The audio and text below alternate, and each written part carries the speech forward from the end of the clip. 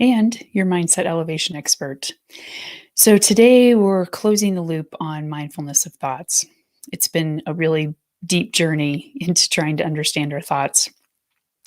And as I put in the post, I'm trying to help all of us get to a place where we can relate to our thoughts differently and see them for what they are, which is not true. And that may be really hard to grasp, which is understandable.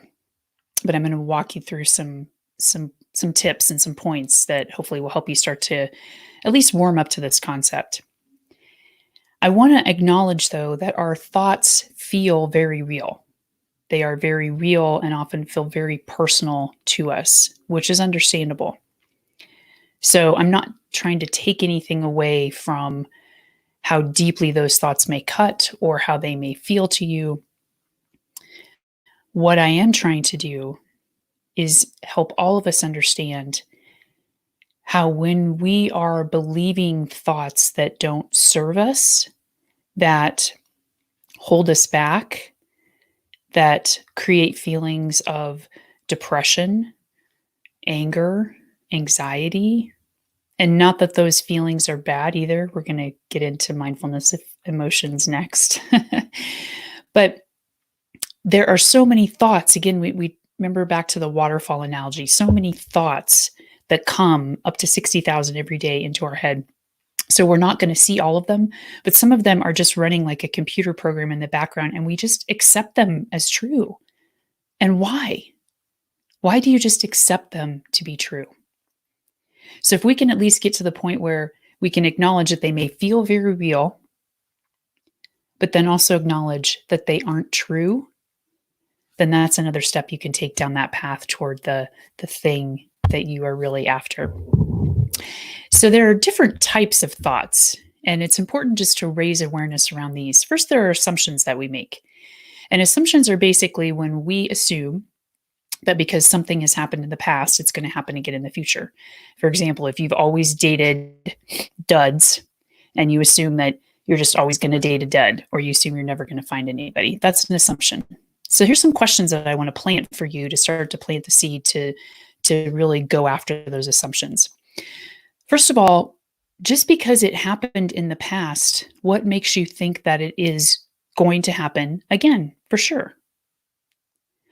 Also, if this does happen again, what could you do differently? And finally, what possibilities would exist if you didn't assume the same thing was going to happen again? So those are assumptions. Next type of thoughts are limiting beliefs. And these are often stereotypes, things that we're taught about society or other people or expectations or about ourselves that we just sort of come to believe. For example, for a long time, people believed, and maybe still believe, a woman couldn't be president. That's a limiting belief. So here's some questions that you can start to ask yourself around limiting beliefs. First, ask, where did I learn that belief?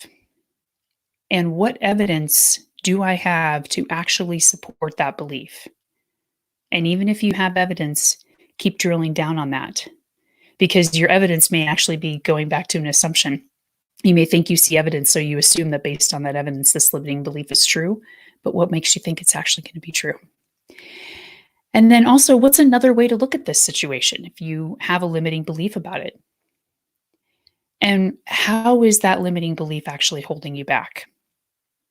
And finally, again, what possibilities exist if you just believe something else? And another type of thought we have are interpretations.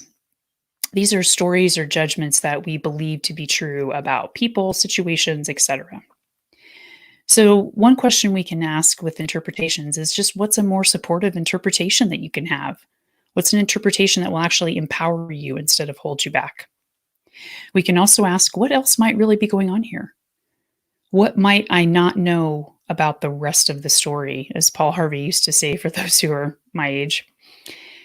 And what's a completely different interpretation that you could give to this situation or this person? And if you can start to recognize that there might be other things going on, that there's other interpretations, then how do you know your interpretation is the right one? If there are several interpretations, how do you know what's really true? So those are just the rapid fire questions that you can start asking yourself when you notice these assumptions, limiting beliefs, interpretations. And you don't have to get caught up in the labels.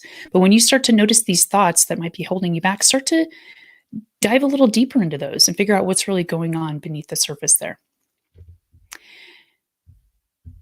Lastly, today, I want to leave us with a formal meditation technique that I call NAR, kind of like a pirate. I don't know if that sits with you or not, but I hear NAR and I'm like, hey. So NAR actually stands for notice the thought, name it, allow it, refuse to believe it, and return your awareness back to your anchor that we practiced in the early videos. So let me just take you through that real quick in the last minute we have. So wherever you are, just closing down your eyes briefly and taking a long inhale in through the nose and exhaling through the mouth, just letting out all the air, allowing yourself to settle in here for just a moment. And rest the awareness on the breath where you can notice it the most. At the nose, the back of the throat, the chest.